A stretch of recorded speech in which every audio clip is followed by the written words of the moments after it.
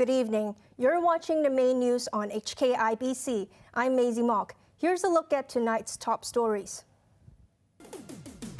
Judges ruled that 16 defendants in Hong Kong's biggest national security trial have a case to answer. A debate on the $2 fare subsidy for the elderly comes under fresh scrutiny over concerns of rising costs. And Donald Trump faces charges over the possession of top-secret documents.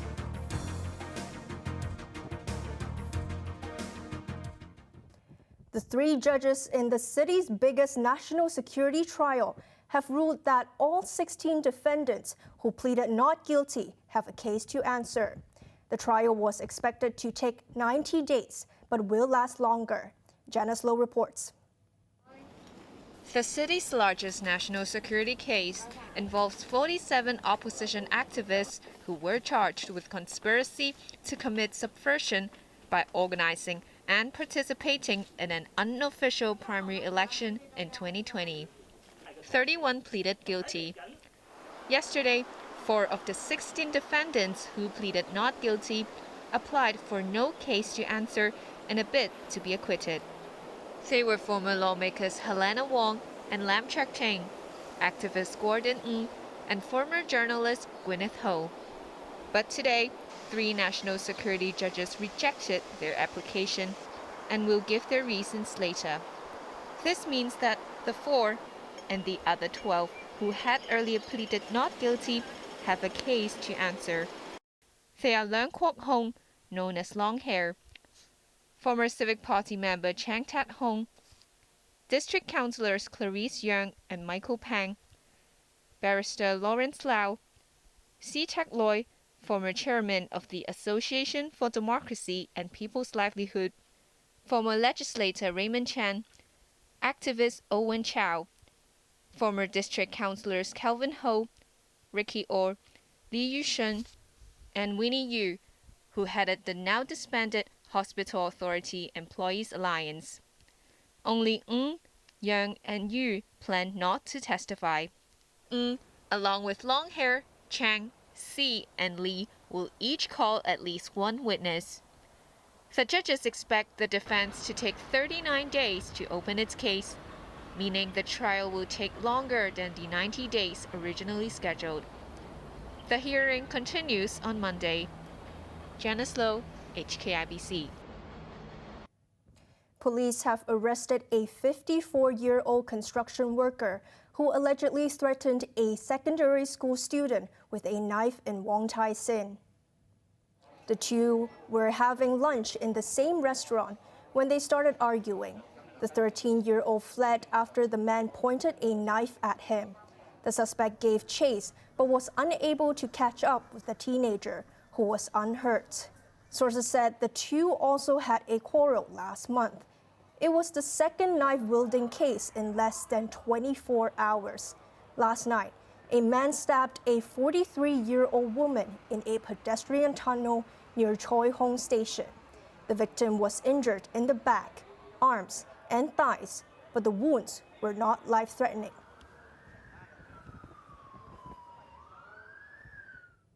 There are concerns that public money is being wasted by elderly people who take long-haul buses to travel a short distance.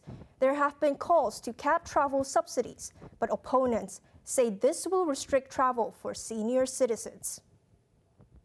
A debate is raging over the $2 travel subsidy scheme for the elderly and the disabled, with many lawmakers worried that the hole it burns in the public coffers will get bigger and bigger. The focus is on those who enjoy the concession, taking long-haul buses for short journeys. When someone wants to go from Tuen Mun to Tsuen Wan, the current bus fare is $9. So technically, government would subsidize 7 and that person pays 2, right? But the first bus that comes along is a cross-harbor bus that costs $26. So instead of government subsidizing $7, government is subsidizing $24 to the bus company for a ride that never took place beyond Tsuen Wan. Hong Kong University academic Nelson Chow joined the debate, writing in the Mingpao newspaper that he fears government expenditure will keep increasing as the population ages. The social work expert suggested the government should either subsidize $10 or less per ride. The elderly will have to pay the extra themselves for long-haul buses. Alternatively, the government could offer each person $720 per month or subsidize up to 4 trips per day. But Tian argued that the suggestions would defeat the scheme's original intent of encouraging elderly and disabled people to travel around the city. I don't know if people are going to keep a log of how many trips they took. And if they want to take a long trip, then they're going to think about whether I should take a long trip because that's going to eat up my quota. And it's just become very, very disturbing to keep track of that. Tian proposed an 80% discount per ride to discourage the elderly from taking long-haul routes for short journeys. Welfare Minister Chris Sun said the government is urging senior citizens traveling a short distance not to take long-haul routes so that public money will not be wasted. The scheme cost the government $3 billion in the last financial year. Overseas, former U.S. President Donald Trump is facing more legal trouble as prosecutors are set to charge him with unlawful possession of classified documents. He has already claimed innocence, saying the latest indictment is a bid to hurt his presidential campaign. Raymond Yang reports. Donald Trump is heading back to court, and it is for a different case. The former U.S. president has been indicted yet again, this time for alleged mishandling of classified documents. FBI agents descended on his Mar-a-Lago estate in Florida last year in a high-profile raid. They took away boxes of documents, some of which were marked as classified or even top secret. The indictment was reviewed by Trump himself. It remains unknown what charges Trump will exactly face, at least before his appearance at a federal court in Miami next week. On social media, the Republican hopeful for the presidential race next year pointed the finger at his Democratic rival, Joe Biden. They come after me because now we're leading in the polls again by a lot against Biden and against the Republicans by a lot. It's called election interference. They're trying to destroy your reputation so they can win an election. So I just want to tell you, I'm an innocent man. I did nothing wrong. And we will fight this out just like we've been fighting for 7 years. I have never once, not one single time, suggested to the Justice Department what they should do or not do relative to bringing a charge or not bringing a charge. I'm honest. Trump is already fighting separate charges of falsifying business records over a hush money payment to a former porn star. But analysts say both cases are unlikely to derail his bid to return to the White House. Raymond Yang, HKIBC. The U.S. military has dismissed a Wall Street Journal report that China reached a secret deal to set up an electronic spying base in Cuba.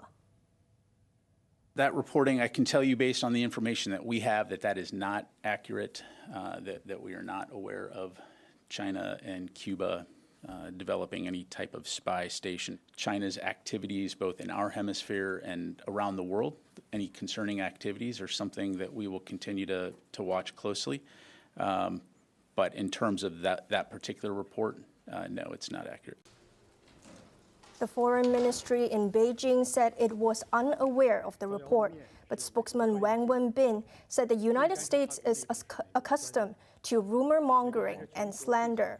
He reminded reporters that Washington is illegally occupying Guantanamo in Cuba and imposed a blockade on the island for more than 60 years.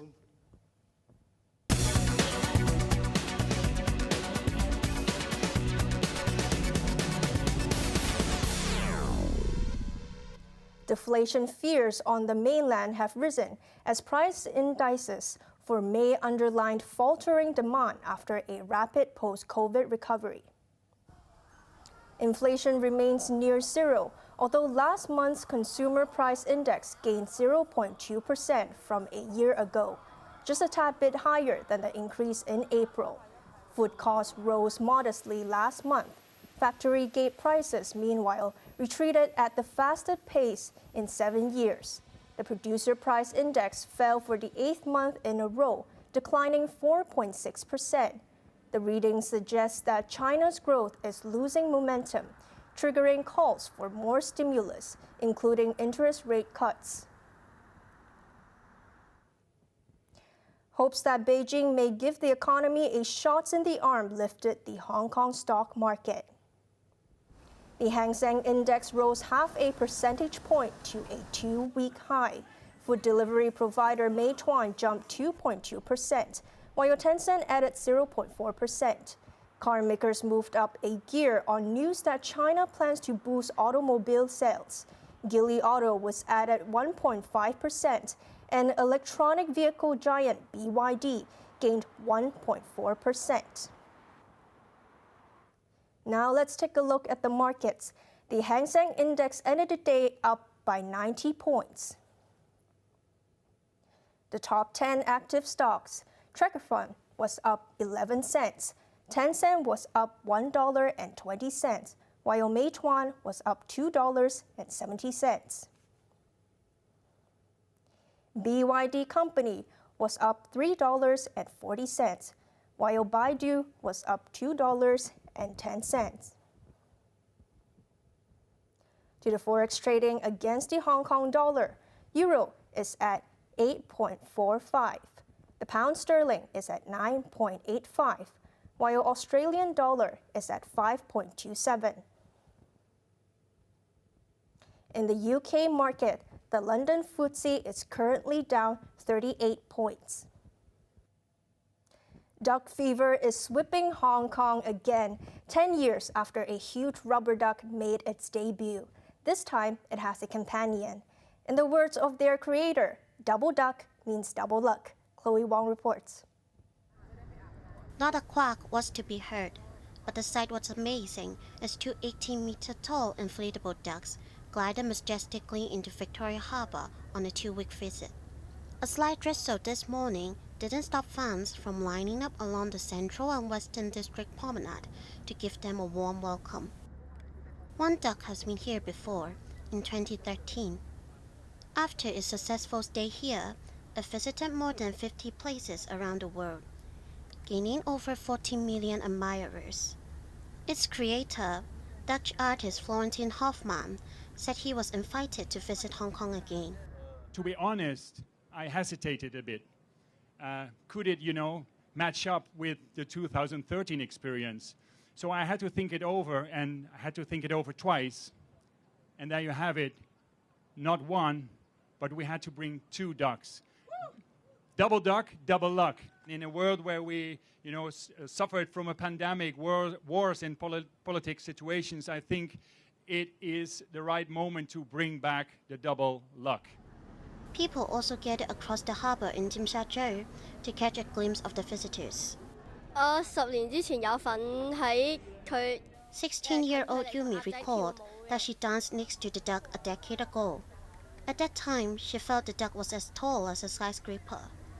There will be a duck parade on Father's Day, on the 18th of this month, when the visitors will sail along the harbour. Apart from the giant pair, ducks can be seen all around town, in Namtian stations and landmarks. Chloe Wong, HKIBC. On to the weather now. Cloudy tomorrow mixed with showers and sunny intervals. Temperatures will range between 27 and 32 degrees. The rain will become more frequent early next week. That's our main news for Friday night. Join us for more news at 11. I'm Maisy Mok. Good evening.